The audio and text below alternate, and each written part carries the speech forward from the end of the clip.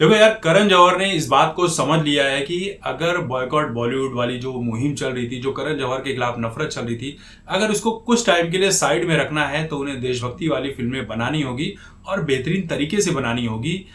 Sher Shah film आपने देखी, लोगों को बहुत पसंद आई, फिल्म सुपर डुपर हिट रही। अब आपने एक फिल्म देखी थी अक्षय कुमार की, केसरी फिल्म, जिसके गाने आपको हर मौके पर देखने को मिल सकते हैं, चाहे इंडिपेंडेंस डे हो, गणतंत्र दिवस हो, या कोई भी आज़ादी का मौका है, या कोई बॉर्डर पर सिपाही शहीद हो जाता है तो वो गाने हमें सुनने को मिलते ही हैं। फिल्म बहुत अच्छी थी। 10,000 अफगान योद्धाओं से जिस तरह से 21 सिख योद्धाओं ने युद्ध किया था, उसकी पूरी कहानी उसमें बताई गई है। तो अब इसका चैप्टर 2 आ रहा है, केसरी चैप्टर 2।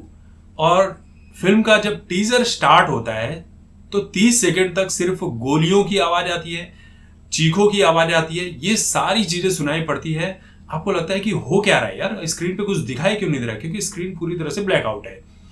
फिर उसके बाद सीन शुरू होता है और कहानी हमारे सामने जो आती है वो आती है जलियांवाला बाग की, वो हत्याकांड जिसमें हजारों लाखों लोगों को जिस बेदर्दी से, बेरहमी से मारा गया था गोलियों से।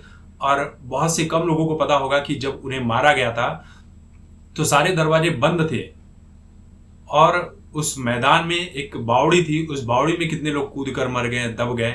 और उसके बाद भी 12 घंटे तक वहां से किसी को निकलने नहीं दिया गया था, ताकि निकलने का कोई मौका ना मिले, बचने का कोई मौका ना मिले।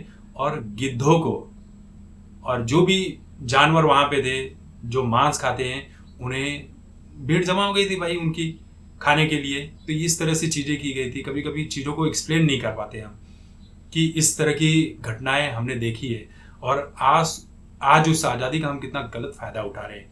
हम जैसे बेवकूफ़ों के लिए इस देश को आज़ाद कराने के लिए ना जाने कितने ही लोगों ने कुर्बानी दे दी थी।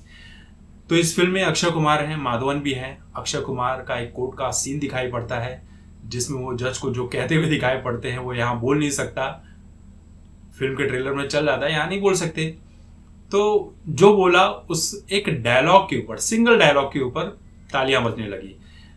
ये फिल्म चाहे जैसी बनी होगी, लेकिन मैं यकीन मानता हूँ ये फिल्म बेहतरीन बनी होगी, क्योंकि जब इस तरह की फिल्में बनाई जाती है तो देशभक्ति का उबाल जो है आपके भीतर जो है अपने आप से ही आ जाता है।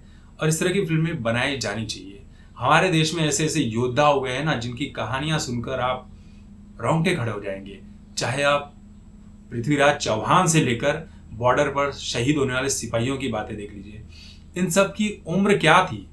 20 साल, 18 साल, 25 साल, 31 साल, यही उम्र थी। आप एक छावा फिल्म देखते हैं तो देश में देखिए क्या माहौल बन जाता है। तो आप सोचिए कि इस तरह की फिल्में क्यों देखनी चाहिए। हम इतिहास भूल गए। तो इन चीज़ों के लिए तो बॉलीवुड का थैंक्स कहना चाहिए कि आप लाओ, अच्छी फिल्म लाओ, लोग देखेंगे।